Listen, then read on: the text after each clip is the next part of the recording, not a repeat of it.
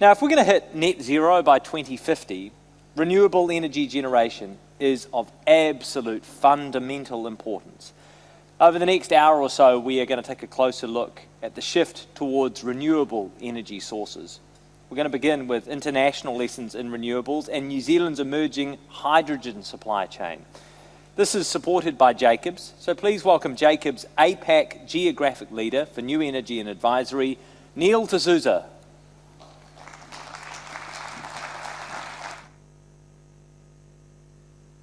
So much for that.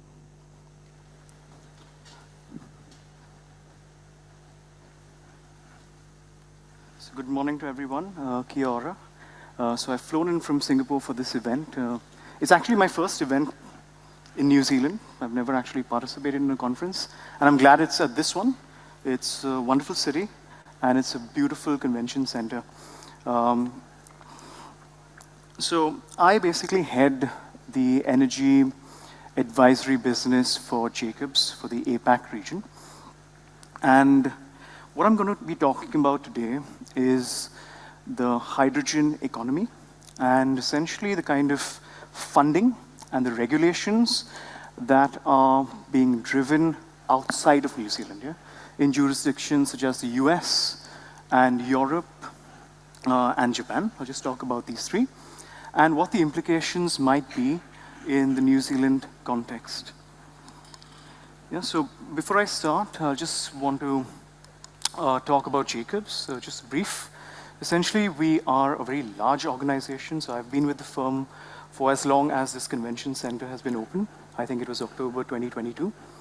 So it's a large organization, and in terms of the industries that we follow, it's the transportation sector, water. We basically have expertise across all of these, as well as the energy and power sector. And I think what it does is, since we're a global company, we have a pretty interesting global perspective on best practices across the globe. So when it comes to our clients, it's something that we can offer rather well. And actually, as I said, I've been with the firm for a short period of time. It's a very nice culture that we have in the organization, and we're very passionate about the energy transition, and we're always on the lookout for good people. So in the instance that you are looking for a good place to work, we would kind of welcome you to kind of look at Jacobs as an option. Okay, in terms of the energy transition, when we talk about the energy transition, there's an element of actually moving away from fossil fuels. That's the generation, the transmission, and the distribution. We have expertise, deep expertise, even in New Zealand in these areas. And there's another element, which is the mitigation and adaptation. So again, we work in the space in carbon accounting and helping companies push through and develop their strategies and implementation plans. And when it comes to the energy transition in particular, I mean, the way that it works is it's very dependent on technology and policy. So at Jacobs, we have significant domain expertise when it comes to energy technology. And I think we bring this to our table for policymakers as well as firms in the private sector over the years. Okay, so I'm going to dive into the presentation. So as I said, I'm going to start off with the kind of policies and the capital outlay in a few geographies. There's a lot going on. There's a lot of money being pumped into decarbonization across the globe. We just focus on three jurisdictions. And before I start, I mean, supply chains. I'm very happy that this presentation we shared with all of you. There's no issues there. So I think I'll just focus on the broader points. There are a lot of charts and there are a lot of numbers, but I'll just kind of leave you with the key points on each of these charts. So what we've done is we have a transition index. It's based on the resource endowment in certain geographies, what plans are there in terms of investments for renewables, as well as on the net zero targets. So essentially, three basic pillars. We've come out with an energy transition index. And what you can see is there's a lot of activity going on across the globe. Whether it's the US or it's India, China, Australia, Brazil. There's a lot of activity that's going on across the globe when it comes to decarbonization, and the realization of the importance of acting against climate change is very clear in several jurisdictions. Yeah? And I think what is important to note are those little blue arrows. They're just moving away. So if you look at the US Gulf Coast, you can see the arrows moving away from there towards the east and the west, so Europe and Northeast Asia. And when you look at, say, Australia and Southeast Asia, you can see some arrows moving into Japan. And so essentially what we have is a disparity as far as resource endowment is concerned. There are some jurisdictions that are rich in their renewable energy resources, such as New Zealand. Yeah? And there are some jurisdictions that are severely lacking in resources, in a resource endowment of renewables, places such as Japan. Yeah? So essentially, what this means is that there's a flow, expected flow of this energy. And the way that this is expected to happen is via the hydrogen molecule. Yeah? So hydrogen is a wonderfully versatile molecule. It can be utilized in a bunch of downstream sectors. You can make green steel from it. You can make fertilizers from it. You can use it in transportation, whether it's land, whether it's sea, or whether it's by air. You can utilize it for energy storage. You can utilize it even for electricity generation. So significant amount of downstream application. However, it has a significant drawback in that it takes energy to produce the hydrogen. Yeah? And what this means is that the cost, yeah, there are efficiency losses, so the costs of producing hydrogen are quite high. This has been a significant barrier to hydrogen seeing widespread adoption. So if you talk to most engineers or scientists in the room, they will poo-poo the idea of a hydrogen economy almost instantaneously. Yeah, but what has happened is, globally there's an understanding that it's hard to decarbonize the economy because there are hard-to-abate sectors. Yeah? And those hard-to-abate sectors, it's very hard to electrify them and decarbonize. Yeah? So there's this understanding, which is why what we'll see in the next few slides are some of the disbursements and some of the policies that are incentivizing or looking to incentivize decarbonization and the use of hydrogen. Okay, so in the US, I won't go through each and every one of them. It's a short period of time that I have to have this conversation. Complex issues and several funding schemes and policies in place. So for the US, the Inflation Reduction Act, the IRA, I think you'll all be quite familiar with it. The magnitude of the funding is tremendous. In Japan, they've had very recently what they call as the GX, or the Transformation Act in Japan. In Europe, they have the Repower EU, again, significant outlay of capital. But in the case of EU, I'll just talk about the EU CBAM, yeah? The Carbon Border Adjustment Mechanism, which is interesting in the way that the policy is set up. Yeah, so when we look at the IRA, it's close to $500 billion in investment, yeah, from the US government. And the outcome, the expected outcome of this disbursement is to engender scale in the production of hydrogen and the associated products. Yeah, so if you look at the first chart over there, sustainable aviation fuels, essentially there's a production tax credit that is offered. And that production tax credit will see the cost of sustainable aviation fuel drop quite significantly to about $2 per gallon. Americans, they don't use the metric system. Yeah? So it's $2 per gallon, which is roughly the price of jet fuel, conventional jet fuel that is produced from a refinery. Yeah? When you look at the hydrogen production costs, they're looking to lop off about $3 per kg for renewable hydrogen. Now that's quite significant. Yeah? When you're producing hydrogen at 39 cents per kg, right, there are several disposition avenues, several sectors in which this hydrogen now becomes economically viable. Yeah? So very significant funding to engender the hydrogen economy. I think just 2 days ago, the US has also concurrently released its hydrogen strategy. And they're looking at producing 50 million tons of hydrogen by 2050. Yeah, so this is about the IRA. I think the key takeaway over here is essentially a reduction in the cost of producing hydrogen, which should increase its uptake, should increase the scale of production of hydrogen, and even the equipment and the technologies that go into producing hydrogen. And concurrently, they have this idea of decarbonization hubs. A very interesting one. It's funded by the Department of Energy in the US, and it is, in a sense, technology agnostic. So you see a few colors in there. You see the ones which are in green, which are the renewable hydrogen hubs. The ones in red are hydrogen produced from nuclear. Yeah, so they're looking at that pathway as well. They are looking at hydrogen blending into pipelines, the one in yellow. So what they're doing is they're technology agnostic. They're spending close to $8 billion on these hubs. And the logic over there is to have the supply and demand in rather close vicinity with each other, so they can try out these technologies. Yeah?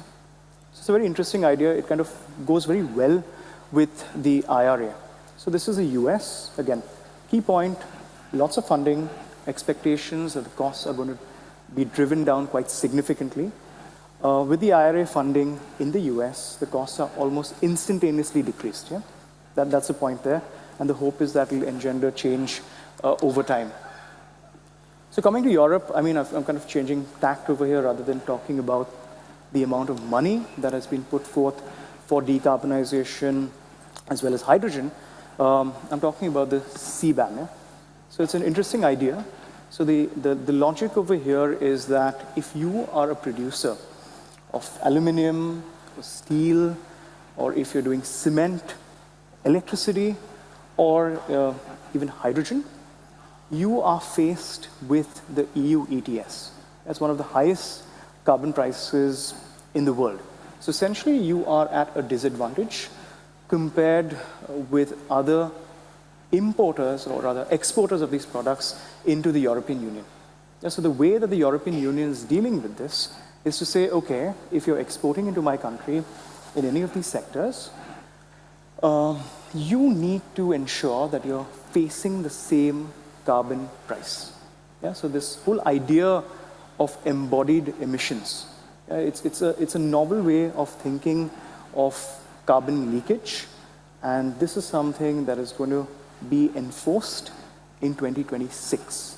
So right now, there are only 5 industries there, and the table on the right just indicates some of the countries that might be impacted given these 5 sectors which are covered under CBAM for now. The expectation is that the coverage is going to increase over time to other sectors such as chemicals and automotive and so on and so forth. The broader point is that this is an indirect way in which hydrogen and decarbonization is actually being encouraged globally and enforced by the EU. So you want to participate in their market, you need to be very serious about your emissions. Yeah, so if you are producing hydrogen or if you're producing fertilizers and you look at exporting them into the European Union, your carbon footprint has to be low. Yeah, so it's an indirect mechanism. In terms of a direct mechanism, the EU Repower, they're spending about 300 billion euros on decarbonization, and a significant part of that is going to be diverted to the hydrogen economy. Essentially, they're looking at 20 million tons of hydrogen, which is going to substitute away for the natural gas that they import from Russia. And of that, 10 million tons is essentially going to be for the imported markets. So significant amount of money, disbursements, even in the European Union, and this very novel way of actually looking at embodied emissions and penalizing it. So if you're participating in the EU export market, it's something to consider going forward, yeah? And it's a risk. We come closer to home, Japan. So Japan is quite unlike New Zealand. Yeah? So 80%, if you just look at the electricity generation sector, 80% of the electricity is produced by fossil fuels. It's quite the converse, yeah?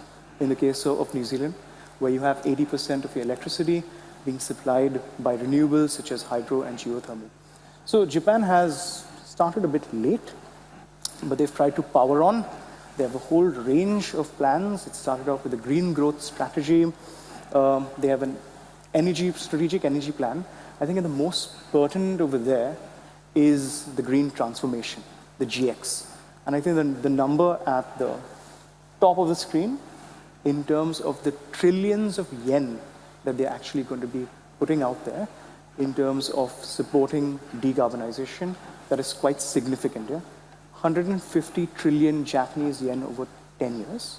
They're looking at a PPP model to actually go ahead and fund all of these changes, yeah? On the energy front, on the transportation front, on the home and office, what we call the building sector in the country. It's a tremendous amount of money. It's roughly about $1.2 trillion, yeah, over 10 years. And if you look at the boxes that I've highlighted in red, you'll see a lot of it is the development of the hydrogen economy. Yeah, that's been the centerpiece of Japan's decarbonization strategy. They've realized that electrification in their jurisdiction for that country is hard. Yeah, they need to import the renewable electricity, and hydrogen is what allows for this import. Yeah? And they're also leaning on countries in the region. This is a very long list of countries here, and a long list of projects. So you have Japan and the Japanese companies going out into the region, into Southeast Asia, working on building solar plants, and wind plants, and hydrogen facilities, right? And ensuring that the region, Southeast Asia, is kind of decarbonizing as well. Yeah? But the idea over here is to actually get Japanese technology out into the region and to participate in the decarbonization and invest in the decarbonization. Yeah, so we only looked at 3 countries, the US, European Union, and Japan. Again, significant disbursement of funding, novel regulations and policies aimed at decarbonization. And we haven't even talked about what's happening in China, what's happening in India. They're pushing for decarbonization, and they're pushing for hydrogen. Yeah? So India very recently announced $1 billion looking at the hydrogen economy in the fertilizer segment. So there's a lot of cash going after hydrogen. And I think the key point is that since the economics of hydrogen use have been quite poor in the past, that's been the most significant barrier to its uptake. Given this sort of funding, right, the expectation is the costs are going to come down over time. Yeah? So there is an opportunity in the future for the wide-scale utilization of hydrogen for certain sectors, yeah? In very specific sectors. So coming to New Zealand and kind of getting to the New Zealand context, yeah? So I've not shown the COVID years, they're quite depressing in most jurisdictions, but you have a healthy economy, it's been growing quite well since 2010, you have a growing population, and what's interesting is that there's been a reduction in the carbon footprint for the economy. Yeah, for various reasons, you're using more renewables, right? You're getting cleaner, the industrial structure is changing. So if you look at the chart on the right-hand side, it's the amount of CO2 that is emitted when you produce a unit of GDP. And that's the right direction, yeah? It's going downwards. There's a decoupling there. And when it comes to the per capita emissions, there's a gentle reduction, yeah? In terms of carbon emissions. So we're moving in the right direction. And I must say that New Zealand has done quite well, yeah, relative to other countries. These numbers are lower on average than several of the OECD countries, yeah, which is great. And that's in part due to your resource endowment. So as I mentioned earlier, when it comes to the electricity sector, roughly about 80% of the electricity is generated using renewables. Yeah, so it's like a lovely endowment that you actually have.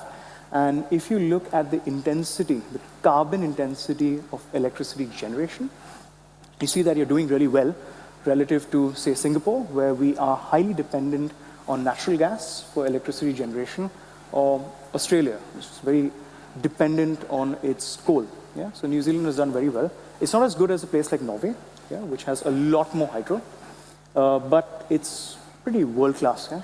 And the aspiration to electrify, it's quite interesting. The conversation that we had and the aspirational goal of 100% renewables by 2030, it's a laudable one, and I hope that you all can proceed along those lines. Yeah? It makes things much simpler, yeah, when you're fighting climate change. Okay, and then I think I'm coming to the sectors, yeah, and I focus primarily on the greenhouse gas emissions from energy use. Yeah? I'm not going to talk about the farming sector. Yeah? It's a bit of a landmine for me, but in terms of the sectors that actually use energy, transportation is right up there. Yeah? And in that sense, that's a bit of an issue, right? From another angle. So you don't have a refinery anymore. Marsden shut down, right? So you are also importing your fuel. Yeah? If you're importing your gasoline, you're importing your diesel, you're importing your bunker fuel from Singapore and South Korea, and even recently I've seen Brunei as well. Yeah? So these are the sectors, transportation industry, that potentially need to be decarbonized quickly. Yeah? And for the transportation sector, there's an electricity channel to actually decarbonize. Yeah, you've got a greener grid. You use electric vehicles, you can get there quickly, but as I'll argue, there might be some subsectors within transportation wherein you might require to use hydrogen. Okay, so this is like the Scooby-Doo van, yeah? It's like 1966, yeah? We've started on this hydrogen journey a long, long time ago. Yeah? This is General Motors, a whopping 112 kilometers per hour. Yeah? That's what this van could do. And hydrogen has come in waves. Yeah? We've had, even in the 2000s, roughly about 3 dozen automotive companies were looking at hydrogen vehicles, and it didn't pan out. Yeah? And one of the fundamental reasons is cost of hydrogen. Yeah? So if I look at the FCVs, implies fuel cell electric vehicles, and the BEVs are battery electric vehicles. This is data from the IEA. They've just not caught up. Yeah? It's very expensive as a fuel relative to the battery equivalent. Yeah? And in New Zealand, I mean, EVs are doing much better. There was a 2021 target of 2%. I think that was missed. I think they got to 0.9% of the 2021 target, but they're kind of growing in that direction, and that makes sense in the passenger car segment. Yeah? So what I've done over here is I've used data from Singapore in the passenger car segment, and what I've done is I've normalized the cost of owning a mid-size sedan, owning and operating it for 10 years. Yeah, so, and I've converted that to a US dollar per kilometer cost. Yeah. The dark blue bars, they're essentially the situation as per 2020. The technology, the cost of the technology, the cost of the vehicle, and the cost of the hydrogen. Yeah. And the light blue bars, essentially what we expect are going to happen in the future, given our understanding of technological change and where the hydrogen prices might be. Yeah, so we're going from $6 per kg to $4 per kg. And what we can see over here, the first set of numbers or bars is the fuel cell electric vehicles, the second is battery electric vehicles, and the third is gasoline vehicles. Yeah? And what you can see is that in the passenger car segment, it's quite unlikely that you're going to see hydrogen fuel cell cars. Yeah? The economics don't really stack up. Yeah? When you move to larger vehicles, that becomes less, it becomes a bit of a toss-up. Yeah? So when you go to buses, they're driven quite intensely, yeah? And they're much larger. Yeah? So you need a larger battery that adds to cost, it adds to weight, and it makes it a little more complex as far as the business models are concerned to actually run these. Yeah? So we've done the same thing Singapore context, battery electric buses versus fuel cell electric buses versus diesel hybrids. And what we see is a bit of a toss-up over here. Okay, these are numbers which are in the Singapore context, building a refueling station or recharging station, but they offer some guidance as to the trends that we might see. And then when we move to heavy goods vehicles, it completely switches over. Heavy goods vehicles, in terms of the business models that they have to adopt, require very high utilization of the trucks. You can't spend too much time recharging these vehicles, right? You need these vehicles to drive very long distances before they're refueling. And the good part about hydrogen and the refueling for hydrogen trucks or cars or buses is that they happen almost as quickly as, you basically filling gasoline or diesel in your vehicle. So in several jurisdictions in the world, whether it's the US, whether it's Europe, as well as Japan, I think in the land transportation segment, heavy goods vehicles are one avenue for disposition. So very, very small subset.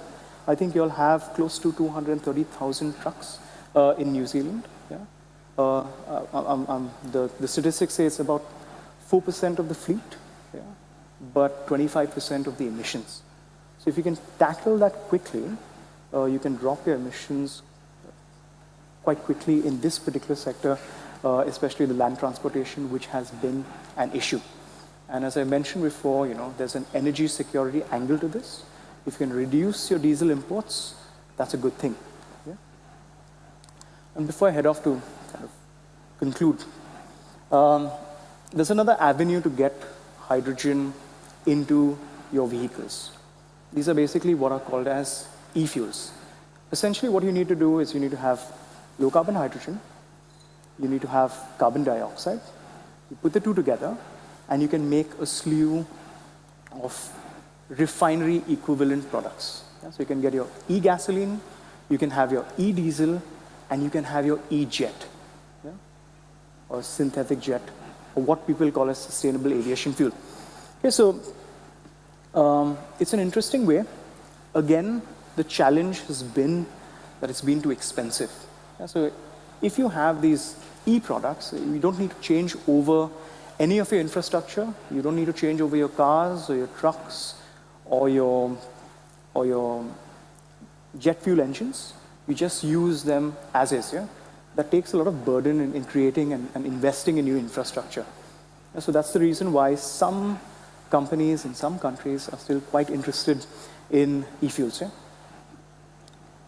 But it's expensive. So I think I'll just try to conclude here.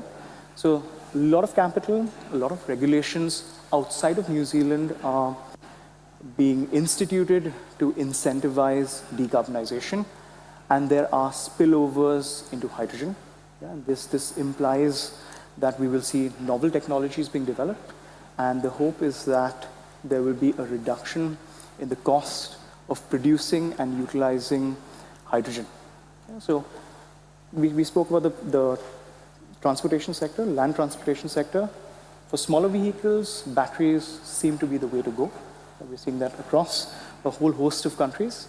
But when it comes to the larger vehicles, given the way that they are operated, the business models that are utilized, the issue of range, hydrogen vehicles could be a reasonable option. And the last point is that as far as energy security is concerned, I mean, every country now, exposed to what's happened in Russia and Ukraine, realizes that there are certain shocks to the energy system, right? And if you can mitigate those shocks, that's great. And in the case of New Zealand, given that you're going to a greener grid, there is a possibility of producing the hydrogen and utilizing it in the country so that you can back out your diesel imports, or your gasoline imports. So there's an energy security aspect there. When we move beyond the land transportation sector, there are a few sectors such as shipping and aviation that have very few alternatives. So people talk about using biofuels in aviation. I mean, there's a lot of work that has been done in this area, And the problem is that we don't have enough of feedstock. Yeah? So the hydrogen option would have to be one of the pathways for us to have sustainable aviation fuel. Okay, so in some sectors, such as aviation or even bunkering, yeah? This is a shipping industry. We primarily use fuel oil and marine gas oil. There are very few alternatives to decarbonize. It's very hard to decarbonize large vessels. And as far as the key bunkering hubs in the world are concerned, whether it's Singapore or whether it's Rotterdam, Fujairah, or the Port of Los Angeles, all of them are looking at the hydrogen option. Yeah, building new vessels, new engines that can utilize green ammonia or carbon neutral methanol, which is also produced using hydrogen. Yeah, so there's a network effect, right? So if all of these ports and all of these aviation hubs are switching over to the hydrogen option, it means that New Zealand would have to do it at some juncture. And I think we have the time to actually plan and set out how it is that we might be getting there, yeah, looking at what's happening abroad. And the last thing is on the fertilizer side of things, or methanol. So, I mean, you all import a significant amount of urea. You do have a plant in the Taranaki. You produce ammonia there, which is used to then produce the urea, which is used in the agricultural industry here. I mean, it is possible to go down the green hydrogen route, produce green ammonia, and then produce carbon neutral urea. And in a sense, you are quite self-sufficient. Yeah? There's an argument that might be a sensible use of the green hydrogen and a place where you can actually start off the hydrogen economy in New Zealand.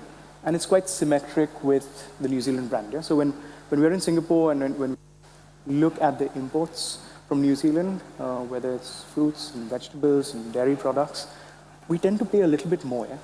There's like a quality premium that we'd be fine with paying for New Zealand products. And if you can decarbonize the footprint of the products that you'll export, especially on the agricultural side, by decarbonizing fertilizers, I think that's a very nice story, a very nice brand to actually build on. And the last point is that, if you go down this route and if you kind of leverage on certain sectors where hydrogen might make sense in the New Zealand context, I've met several of you yesterday and a few this morning. I think a lot of you all come from the oil and gas industry, this process knowledge, the engineering talent exists in the country. You could probably utilize it in this sector. Yeah? So, yeah, I'd like to end with that. Yeah? Thank you.